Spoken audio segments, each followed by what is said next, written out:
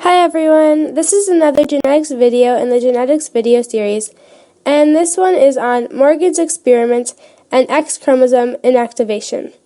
So this is going to go a little bit back into the actual cells themselves and the different things that are occurring within the cells. So previously we talked about the inheritance in the last video and about disorders, but this is going to go back into more the cells themselves and what's going on with them. So let's get on into this video.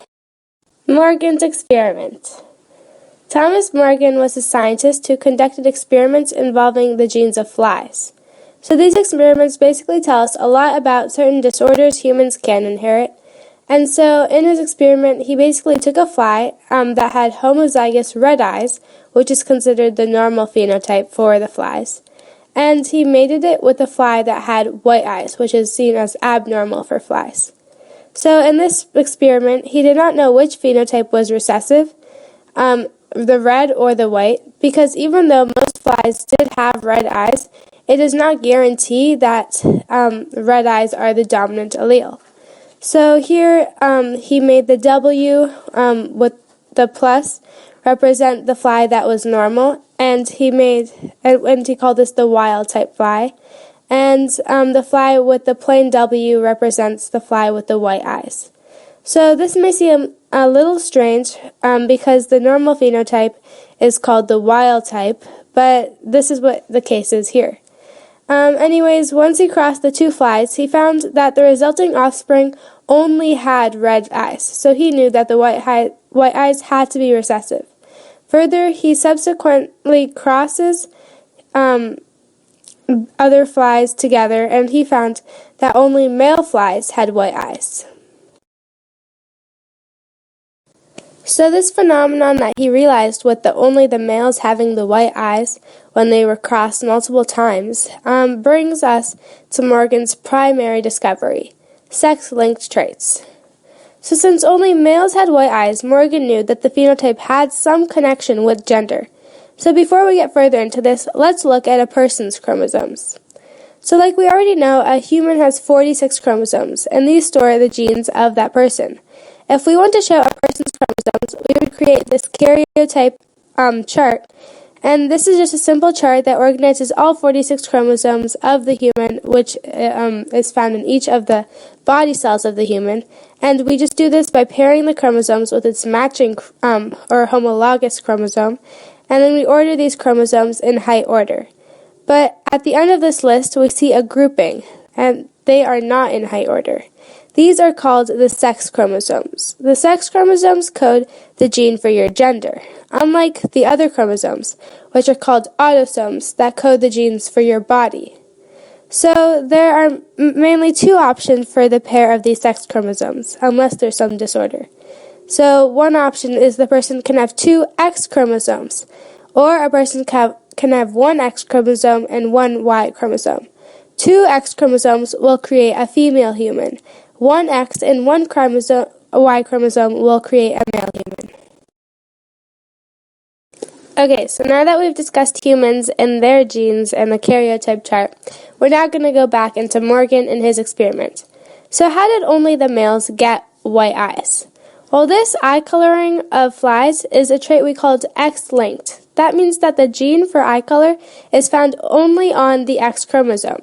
And since the males have only one X chromosome, as we observed in the karyotype chart, even if the male gets only one of the W genes, or the white-eyed genes, then that fly will have white eyes, since there's no other gene to mask the gene, whereas for females, they need two W's in order to show that the phenotype of white eyes, because if they have one small y and one small y with a plus, or W with a plus, then the W with the plus, or for the red eyes, will mask the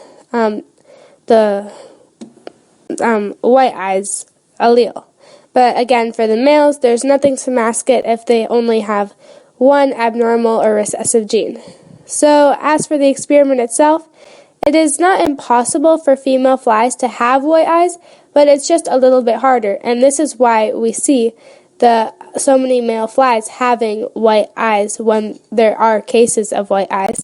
And we also can see these sex-linked traits in humans as well, such as red or green color blindness. So usually we see these red and green color blindness in males because, again, this is an X-linked trait. But again, this doesn't mean that it's impossible for females to also have this blindness.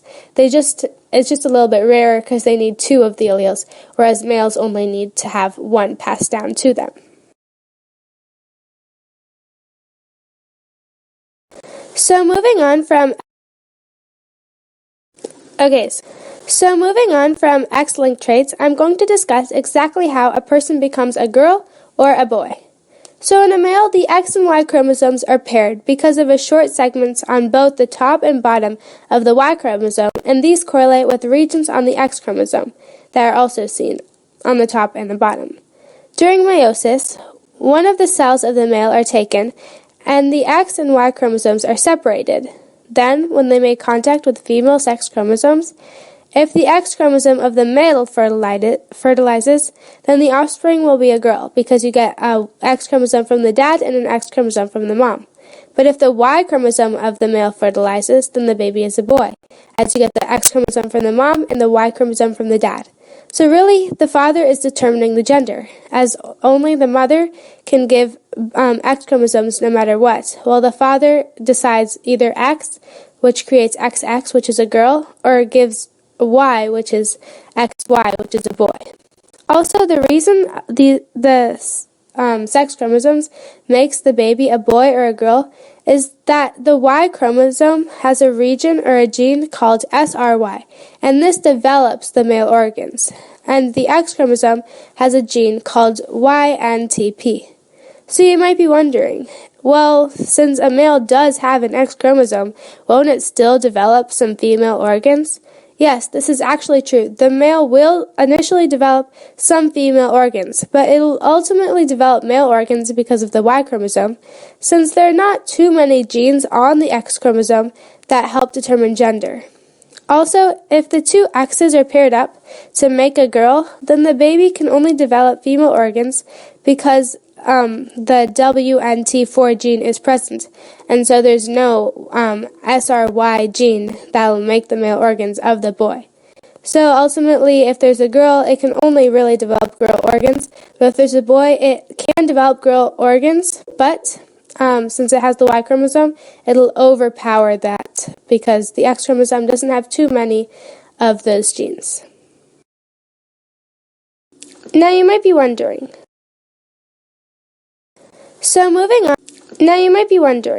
well, if females have 2 X chromosomes, aren't they getting the same genes to make female organs from both their mom and their dad? Yes, and this is where a concept of X inactivation comes in.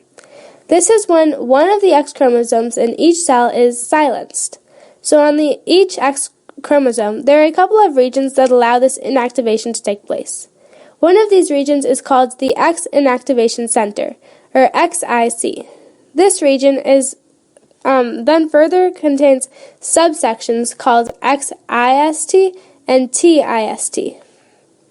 Each of these runs in opposite directions. The XIST creates some RNA, which is basically a strand that will create proteins, which I'll discuss in later videos. And the proteins created will condense the chromosome into small chromosomes known as a Barr body. This Barr body is the inactive chromosome. But since this region is present on all X chromosomes, that will mean that all of the X chromosomes would condense and become inactive. So in order to keep some X chromosomes active, there is the TSIX region. If this region creates a RNA strand that is longer than the one created by the XIST, then this strand will not allow the proteins created by the XIST to reproduce.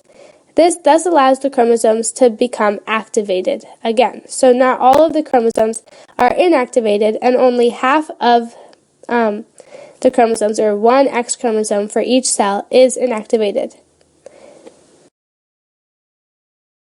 So this activation. Now you might So this activation and deactivation occurs randomly per cell. In some cells, the father's X chromosome will be expressed, and in some, the mother's X chromosome will be expressed. As an example of this X inactivation, it is visibly seen in the Calico Cat.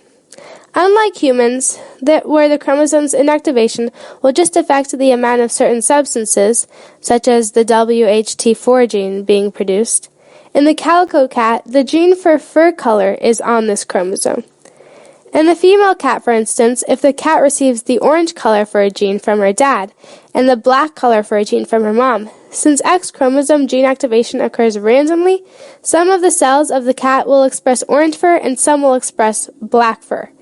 Since some become Barr bodies and they become inactive and not expressed. So, for instance, if the black gene became a Barr body and not expressed, then in that region, orange fur will be shown, and vice versa. Also, another important part of X inactivation is that whatever the chromosome the cell makes the Barr body, it'll always remain that way whenever the cell replicates. So, for instance, here we see that there's both the blue and the red X chromosomes, and here the blue becomes the Barr body, and here the red becomes the Barr body. But when they replicate themselves and they duplicate themselves, the blue is still the Barr body for this cell, and the red is still the Barr body for this cell. So that was it for this video. So that was it for this video. I hope you learned a lot about sex-linked traits and X chromosome inactivation. If you like this video, then please subscribe to my channel and give a thumbs up to this video. And go check out some other videos I made on this channel about genetics, as this is a series. And there are other fascinating topics of videos such as computers or anatomy, anything that you're fascinated in. You can also leave comments down below so I can try making those videos on academic topics in the future. Here are a couple of citations I used for this video. Thank you. See you next time. Bye.